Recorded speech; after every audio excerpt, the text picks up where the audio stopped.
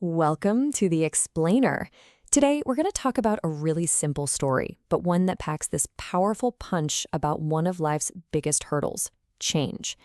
We're breaking down the famous parable, Who Moved My Cheese? And digging into the single question at its heart that honestly could change how you look at just about everything. So let's just start with it.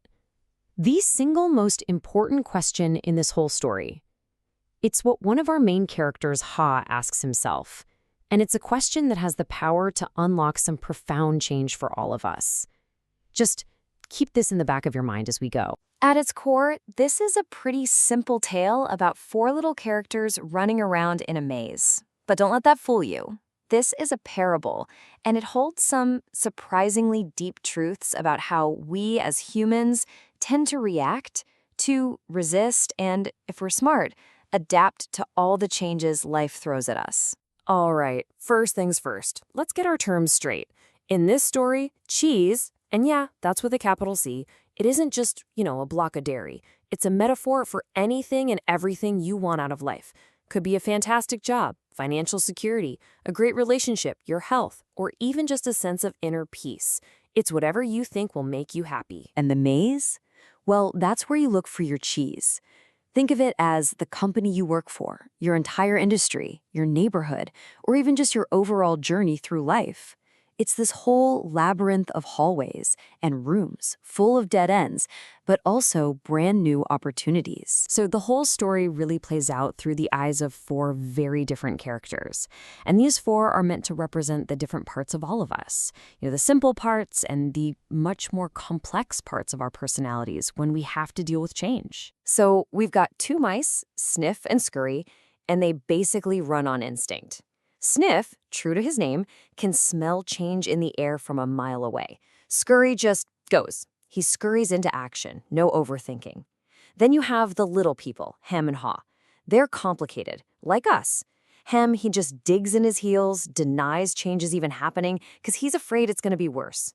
But Haw's our guy. He starts out just like Hem, but he eventually learns that adapting can actually lead to something way, way better. As we go through this, think about it. Which one sounds most like you? Okay, so all four of our characters, they hit the jackpot. They find this huge stockpile of their favorite cheese at a spot they name Cheese Station C. Life is good. They get comfortable, they build their whole lives around this predictable supply, and then one morning they show up and it's all gone. Vanished. For Hem and Haw, this is just a total disaster. They had started to see the cheese as their cheese, They felt entitled to it. They'd gotten kind of lazy and arrogant, just taking it for granted. They were completely and utterly unprepared for it to just disappear. And here's where it gets really interesting. You've got the exact same crisis, but two totally different responses. The mice, Sniff and Scurry, they just act. They had already noticed the cheese supply getting a little smaller each day, so when it was finally gone, they didn't waste a second analyzing why. They just moved on to find more. But Hem and Haw, they're frozen, paralyzed by emotion. Their complex brains are actually getting in the way. They don't just see a problem, they see an injustice. And that shock, that feeling of it's not fair, it just freezes them right where they stand. This quote really nails why they were so stuck. For Hem and Haw, the cheese wasn't just lunch, it was their security, it was their success, it was their whole identity. And because it was that important to them, they couldn't possibly let it go, even when it was obviously gone. They just kept coming back to that empty station, day after day, just hoping that things would somehow go back to the way they were. So while Hem is digging in his heels, complaining and blaming everyone else, something starts to shift inside of Haw. The hunger, the frustration, it's all starting to force him to look past his own fear and just see the cold, hard, cheeseless reality of their situation. The big breakthrough moment comes when Han can finally step back and laugh at himself.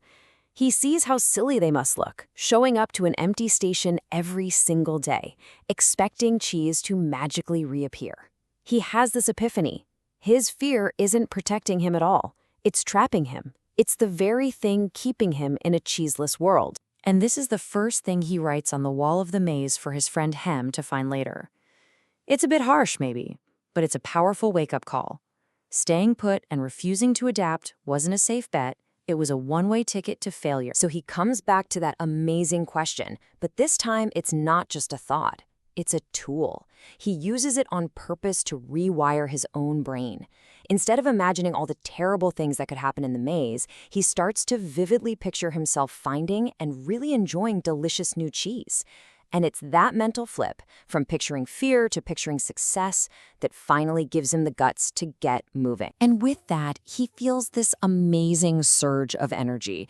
This isn't just some decision, it's like a declaration of independence. He's not just wandering into the maze, he's actively choosing the unknown over a comfortable but totally empty past. It's maze time. He's finally moving on. So as Ha makes his way through these unfamiliar corridors, he starts to learn some really valuable lessons. And to help himself remember them, and to also in the hope that his friend Hem might follow and see them, he starts writing these little bits of wisdom on the walls of the maze. These writings pretty much become his personal roadmap.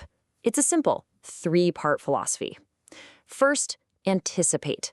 You gotta smell the cheese often so you're never caught by surprise. Second, adapt quickly. The faster you let go of the old stuff, the sooner you can get your hands on the new stuff. And third, enjoy it. See change not as this big threat you have to suffer through, but as an adventure you actually get to live. This was a huge realization for him. He figured out that being stuck, being paralyzed, is a choice. The second you take even one single step in a new direction, any direction, you create momentum.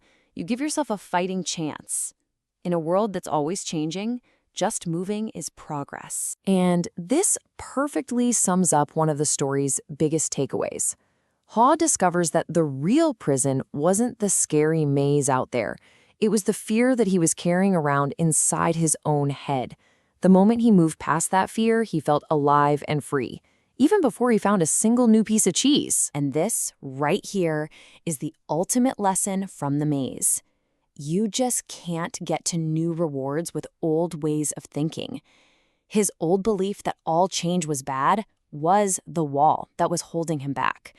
It was only when he really, truly started to believe that new cheese was out there and that he could find it that his whole world began to change. And what do you know? After this whole journey of self-discovery, Ha rounds a corner and stumbles upon Cheese Station N. And it is filled with the biggest supply of cheese he has ever seen, all kinds of new and amazing varieties to try. And who's already there? You got it.